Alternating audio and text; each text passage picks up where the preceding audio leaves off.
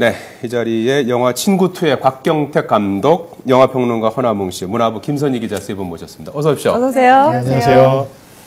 자, 관객 2억 명 돌파. 우선 영화를 직접 만드시는 분의 소감을 좀 들어봐야 될 것 같은데요. 글쎄요, 이제, 사실 감독들이라는 사람들은, 네. 어떤 2억 명 돌파에 대한 어떤 그 시장적인 그런 느낌도 있지만 또, 그럼 올해는 내가 그 2억 분의 내 관객은 얼마나 했나. 이런 생각도 하죠. 얼마쯤 되는 것 같아요? 친구2가 그래도 지금 300만 한 가까이 300만 정도 했습니다. 크게 기여하셨죠? 네, 감사합니다. 사실 근데 우리나라 인구가 5천만인 걸 감안을 한다면 이게 정말 엄청난 기록일 것 같은데 어떤 의미가 있나요? 그렇죠. 5천만 명이면 관객이 한 명당 1년에 영화를 4번 관람한 횟수인데요. 이 수치가요. 미국이 가장 많은 영화를 관람하는 국가인데 미국과 비슷한 그런 수치거든요. 그것만큼 굉장히 많은 관객들이 영화를 봤다는 의미이기도 하고요. 여기서 가장 중요한 건 이렇게 2억 명 관객이 본 영화의 어떤 가장 중요한 원인은 한국 영화가 가장 큰 기여를 했다고 보이거든요. 한국 영화가 점유율 측면에서도 거의 60% 가깝게 차지를 했는데 그만큼 한국 영화가 이렇게 2억 명 시장이 넓혀지는데 가장 큰 기여를 했다고 보입니다. 한국 영화의 질이 그만큼 높아졌다고 볼 수 있겠죠. 그렇죠. 자, 김선희 기자, 영화 관객수 2억 명, 언제부터 우리가 이렇게 영화를 많이 보게 됐는지 궁금한데요. 관련된 통계가 나온 게 있습니까? 네, 통계가 아주 자세하게 많이 나와 있는데요. 먼저 2006년부터 아주 눈에 띄게 많이 성장을 했습니다. 표를 보면서 한번 얘기해 볼까요? 보시면, 표 좀 보여주십시오. 표를 보시면은 2006년은 전년도에 비해서 2배 성장한 것을 알 수 있습니다. 한국 영화 점유율도 60%가 넘었죠. 이 시기에 봉준호 감독의 괴물이 1000만 관객 넘었던 거 기억하십니까? 그러면서 한국 영화의 르네상스 시대였다고 말하기도 했습니다. 그 이후로 조금씩 증가세를 유지해 나가다가 2011년부터 한국 영화 점유율이 50%를 넘기고 한 해 관객 수가 1억 5천만 명을 넘어서게 됩니다.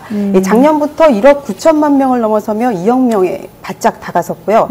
올해 드디어 2억 명을 달성했는데 보시다시피 영화 관객은 한국 영화의 흥행과 같이 궤를 같이 하면서 함께 늘어난 것을 알 수 있습니다. 그만큼 한국 영화가 영화 산업 발전에 크게 기여했다, 큰 역할을 했다 이렇게 볼 수가 있겠습니다.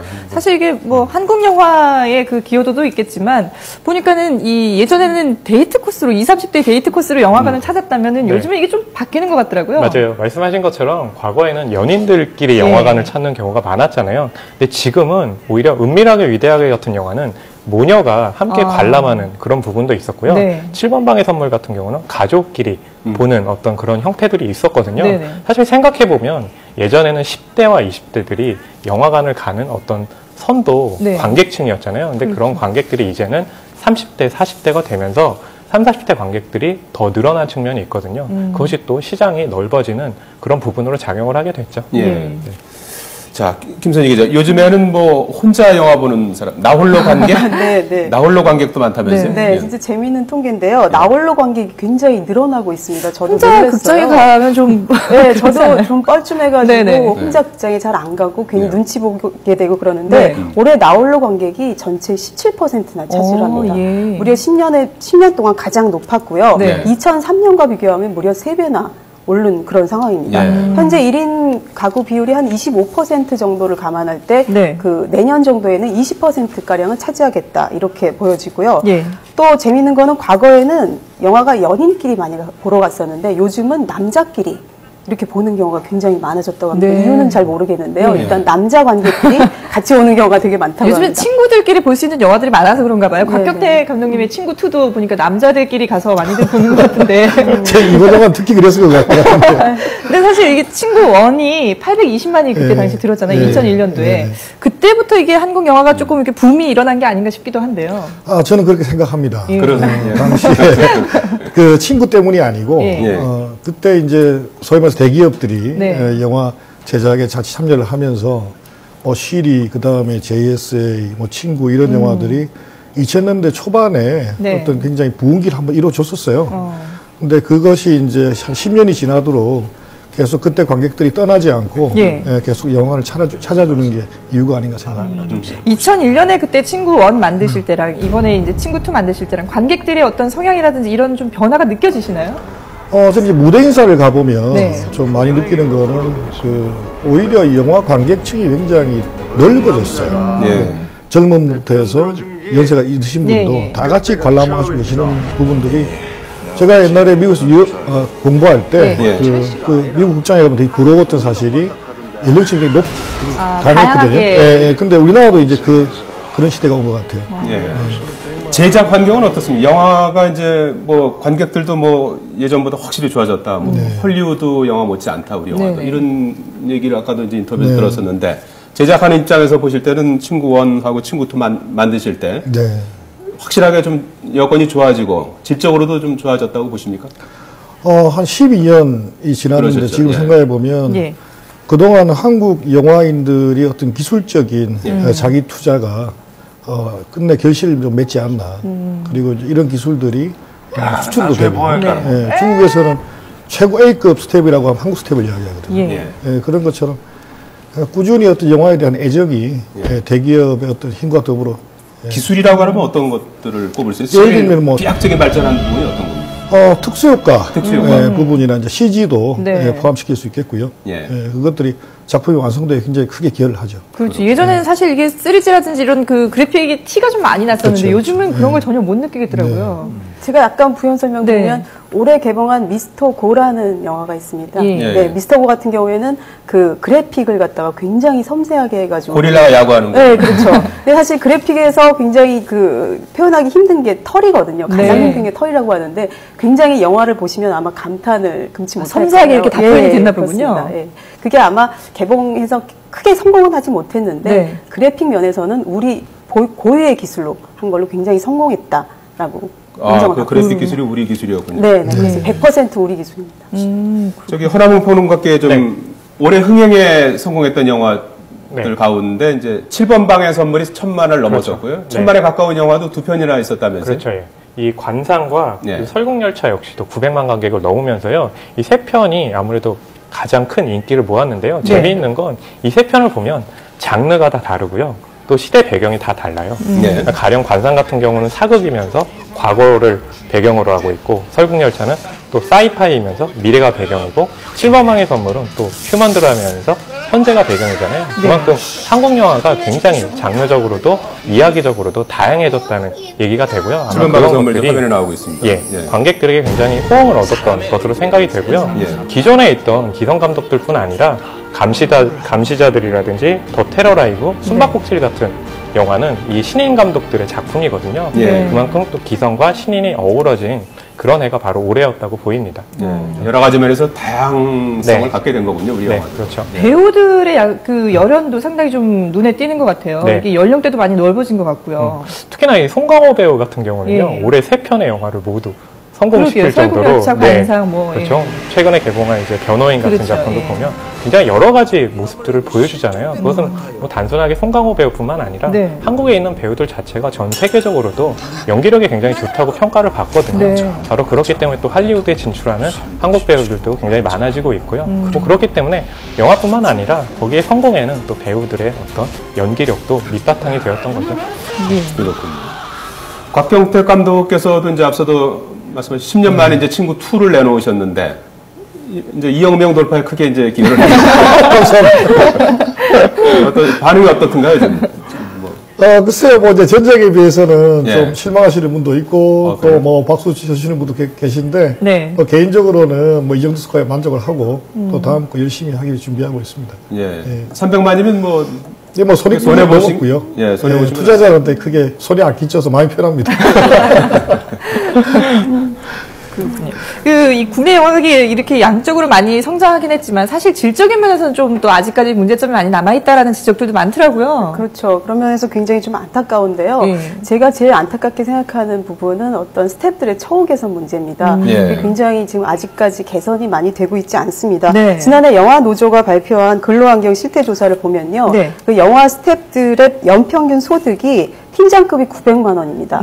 그리고 그냥 일반 직원은 630만 원인데요. 우리나라 최저임금이 한 1,100만 원 정도 되죠. 거기에도 미치지 못하는 거죠. 어떻게 생활이 될까 의심이 되는데요. 최근에도 생활고에 시달리던 영화 스태프가 자살한 사실이 뒤늦게 알려져서 안타까움을 얻기도 했는데요. 이를 극복하기 위해서 지난 4월에 동반성장협의회가 발족이 되고 근로기준법을 지켜나가자 이런 협의가 있긴 했습니다. 그런데 이게 강제성이 없어서 지금 큰 변화는 없는 실정입니다. 예. 자, 허남웅 평론가께 좀 여쭤봐야 될 것 같은데 국내 영화계가 이렇게 뭐 비약적인 이제 발전을 하고 있습니다만은 여러 가지 문제점도 좀 있죠. 아무래도 먼저 말씀드려야 될 부분은 스크린 독과점 문제를 말씀드리는 스크린 독과점이라고 하면 어떤 거죠? 잘 되는 영화에 스크린 수가 굉장히 많이 몰리는 그런 측면이 있거든요. 뭐 소재라든지 이런 부분이 다양해지긴 했지만 예술 영화라든지 독립 영화는 그만큼의 좀 상영 횟수를 얻지 못하고 있거든요. 보려고 하면 시간이 이게 잘 안 맞더라고요. 그렇죠. 특히나 이 멀티플렉스 같은 경우는 멀티플렉스라는 게 다양한 영화들을 볼 수 있는 어떤 그런 의미를 담고 있는데 오히려 뭐 여름이나 겨울 시장 같은 경우 보면 잘 되는 영화에 상영관이 몰리는 그런 추세를 보이거든요. 그래서 그런 부분은 좀 빨리 고쳐져야 될 점이라고 생각이 들고요. 그뿐만 아니라 올해 같은 경우는 이 천안함 프로젝트라든지 로빈슨 주교의 두 가지 사랑이라든지 이 상영을 갑자기 못하게 되는 그런 경우들이 있었거든요. 아무래도 좀 표현의 자유 문제에서 이 문제가 좀 불거진 부분도 있고요. 또 김기덕 감독의 메비우스 같은 경우는 또 상영 등급 문제 때문에 또 시끄러웠던 적이 있었는데요. 그런 것들이 어떻게 보면 이 창작 환경에 아직은 좀 저해 요소들이 있지 않나 하는 부분도 빨리 좀 고쳐져야 된다고 생각을 합니다. 감독님이 보시기에 이게 창작 활동이 좀 저해되는 요소들이 많이 있나요? 말씀하셨듯이 저도 올해가 아니라 작년에 그 미운 오리 새끼라는 저예산 영화를 한번 용기 있게 찍어본 적이 있거든요. 근데 그 뭐 개봉관 수를 그때 150개 정도 잡았었는데 그 개봉관이라는 게 예를 들면 아침 일찍 아무도 극장에 안 가는 시간에 붙였다가 밤늦게 한번 붙여요. 뭐 이런 식으로 과연 배급이라는 게 지금은 솔직히 대기업을 안 끼고는 대기업의 그 후광이 없이는 얼마나 이렇게 영화가 살아나기 힘든 것인가 처절하게 한번 실감했습니다. 영화 제목처럼 영화가 됐고. 저 같은 경우는 천안함 프로젝트가 굉장히 안타까운 작품이었습니다. 제가 실제로 봤는데 굉장히 잘 만든 다큐멘터리식의 어떤 영화입니다. 그런데 개봉 이틀 만에 중단이 됐고요. IPTV 서비스도 중단이 됐고 지금 현재 무료 다운로드 서비스를 진행하고 있습니다. 그러니까 보시고 싶은 분들은 무료 다운로드 받으셔가지고 보시면 되게 좋을 것 같습니다. 추천해주고 싶은데. 네네, 추천해주고 싶습니다. 지금 허남웅 평론가께서 앞서 말씀하신 뭐 스크린 독과점이라든지 뭐 표현의 자유를 제약하는 문제라든지 이런 것들에 대한 개선점 같은 것도 곁들여서 말씀해 줄 수 있겠어요? 어떻게 하면 좀 개선될 수 있어요? 그 말하기는 굉장히 쉬운데요. 그 개선이라는 것들이 결국엔 다양성을 가져가야 되는데요. 사실 한국 영화가 이렇게 비약적인 발전을 한 데에는 분명히 멀티플렉스가 그 성공의 요인으로 작용한 지점이 있거든요. 멀티플렉스가 많아지기 때문에 또 그에 맞추는 콘텐츠들도 제작이 되어야 되는데요. 아무래도 좀 대기업들이 이런 극장과 또 제작과 투자 부분을 같이 하다 보니까 아무래도 자기들에게 유리한 작품들을 가져갈 수밖에 없거든요. 그러니까 오히려 좀 그런 좀 이득되는 부분들을 오히려 더 다양성을 많이 가져가기 위해선 독립영화라든지 예술영화 쪽에도 훨씬 더 좀 많이 문호를 개방할 필요가 있거든요. 아마 그런 것들은 사실 지금 의지의 문제라고 생각을 하거든요. 그렇기 때문에 아마 그런 부분이 좀 만약에 의지를 가져간다면 오히려 지금보다는 더 많은 다양한 영화들을 관객들이 볼 수 있겠죠. 관객들을 먼저 생각해주는 그런 좀 시스템이었으면 좋겠네요. 그렇죠. 사실 영화라는 거는 단순하게 어떤 산업의 측면에서만 생각할 수 없는 부분이 있거든요. 말씀드린 것처럼 창작을 하는 부분이 있기 때문에 모든 작품들은 관객들에게 그 공정하게 공평하게 보여질 수 있는 그런 기회를 부여받아야 되거든요. 근데 지금 같은 경우는 공정하다는 느낌보다는 오히려 좀 큰 영화들에게 문화가 훨씬 더 많이 넓혀져 있다는 그런 생각이 드는 거죠. 의지 말씀하셨는데 뭐 누가 의지를 CGV가 의지를 가져야 되는 거죠? 그렇게 되겠죠. 대기업 쪽에도 좀 더 지금보다는 훨씬 더 좀 넓은 마음을 가져가야 되겠죠. 자, 곽경택 감독 뭐 어렵게 이렇게 나와주셨는데 앞으로 오늘 새로운 뭐 작품 계획 같은 거 있으면 좀 들어. 네, 저는 뭐 지금 한참 다음 작품 캐스팅 열심히 하고 있는 중이고요. 어떤 장르의 작품을 좀 준비하시는지 좀 귀띔 좀 해줄 수 있겠습니까? 제가 그 친구 2를 취재를 하다가 우연히 한 형사분을 만났는데 이분이 해준 이야기가 너무 가슴에 꽂혀서 그 전부터 준비했던 작품을 내년 상반기에 한번 찍어볼까. 시나리오도 직접 다 쓰신 거예요? 그렇습니다. 개봉은 내년? 내년에 목표해서 뛰고 있습니다. 하반기 정도 기대를 해보겠습니다. 내년에도 관객들이 많이 들었으면 좋겠네요. 네, 감사합니다. 영화 관객 2억 명 돌파 어제 했는데요. 그래서 영화 친구2의 곽경택 감독, 영화평론가 허남웅 씨, 문화부 김선희 기자와 말씀 나눠봤습니다. 고맙습니다. 고맙습니다. 네, 감사합니다.